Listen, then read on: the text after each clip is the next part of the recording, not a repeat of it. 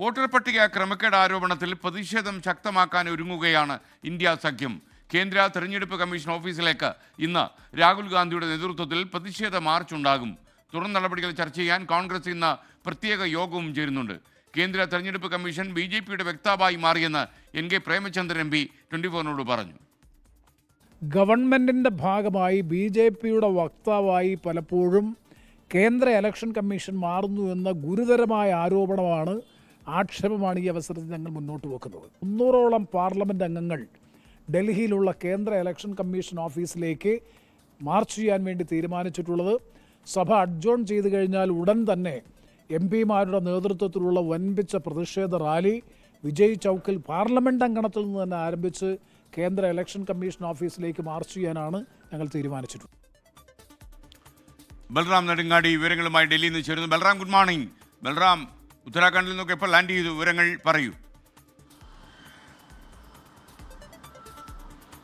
Very good morning SKN. ഉത്തരാഖണ്ഡിൽ നിന്നും ഇന്നലെ ഉച്ചയോടെയാണ് മടങ്ങിയെത്തിയത്. എന്തായാലും അതേസമയം ഒരു പ്രതിഷേധ മുഖത്തേക്കാണ് എത്തുന്നത് എന്നുള്ളതും ശ്രദ്ധേയമാണ്. ഈ തെരഞ്ഞെടുപ്പ് കമ്മീഷന് എതിരെ ഒരു തുറന്ന യുദ്ധത്തിന്, തുറന്ന ഒരു സമരത്തിന് തുടക്കം കുറിക്കുകയാണ് പ്രതിപക്ഷം. ഇന്നു മുതൽ അത് പാർലമെൻറ്റിന് പുറത്തേക്ക് ഇറങ്ങുകയാണ്.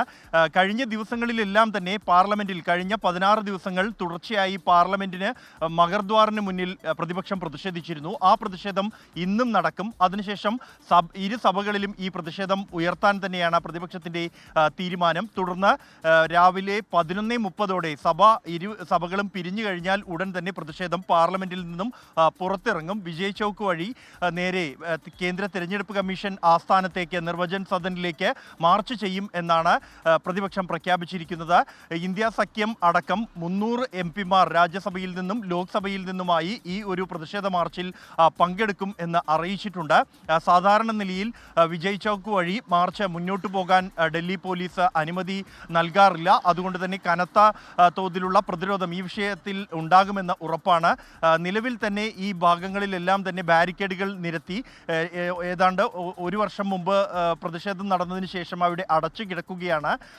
അങ്ങനെയെങ്കിൽ അറസ്റ്റ് വരിക്കാൻ തന്നെയാണ് പ്രതിപക്ഷ MPമാരുടെ തീരുമാനം. തുടർന്ന് ഈ വിഷയത്തിൽ രാജ്യവ്യാപകമായി പ്രതിഷേധം ഉയർത്തുന്നതുമായി ബന്ധപ്പെട്ട കോൺഗ്രസ് ജനറൽ സെക്രട്ടറിമാരുടെ യോഗം വിളിച്ചിട്ടുണ്ട്. ഈ യോഗത്തിൽ തുടർ പ്രതിഷേധങ്ങൾ, സംസ്ഥാന തലങ്ങളിൽ ഇത്തരത്തിലുള്ള സംഭവങ്ങൾ, വോട്ട് കളവ് അല്ലെങ്കിൽ മറ്റ് ഏതെങ്കിലും തരത്തിൽ വോട്ട് തട്ടിപ്പ് നടന്നതായി കണ്ടെത്തുകയാണെങ്കിൽ ആ വിഷയം ഉന്നയിച്ചുകൊണ്ട് പ്രതിഷേധങ്ങൾ സംഘടിപ്പിക്കുക എന്നുള്ളതാണ് കോൺഗ്രസ് ആഹ്വാനം ചെയ്തിരിക്കുന്നത്.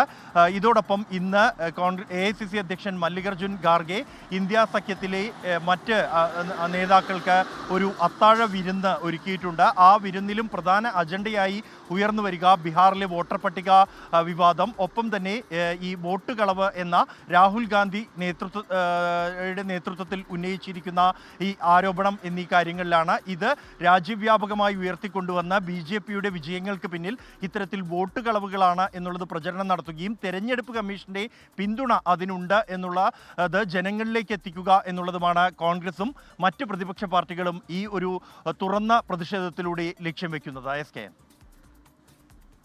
ലോകത്തെവിടെയായാലും ഏത് സമയത്തും 24 വാർത്തകളും ഓഗ്മെന്റഡ് റിയാലിറ്റി പാക്കേജുകളും എക്സ്പ്ലെയിനറുകളും വിശദമായി കാണാൻ ഞങ്ങളുടെ YouTube ചാനൽ നിങ്ങൾക്ക് സബ്സ്ക്രൈബ് ചെയ്യാം.